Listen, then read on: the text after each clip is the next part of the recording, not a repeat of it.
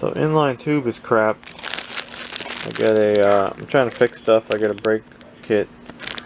What does that say? 5-piece. Actually, it's only a 3-piece. It should say 3-piece. They're totally screwed up on their label. 1, 2, 3. Doesn't come assembled. And why do I only have 2 brake hoses? Where's the third one? Oh, look. Did it like fall out? Probably did.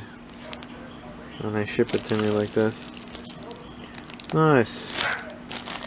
Nice. Looks like a cool kit, but they obviously don't care about their packaging. So, inline tube. Does it even say inline tube? I don't know, it doesn't say inline tube on it. It says it over there. I don't know. I don't know. That's unfortunate. It's the part number CT1005. It should only be 3-piece though. I only got 2 pieces. Nice. Look like decent lines though. They're real flexy. They got a swivel on both ends. I'll give them that. I had to take one out of the package just to check it. Yeah, I don't know. But it sucks they only sent me 2.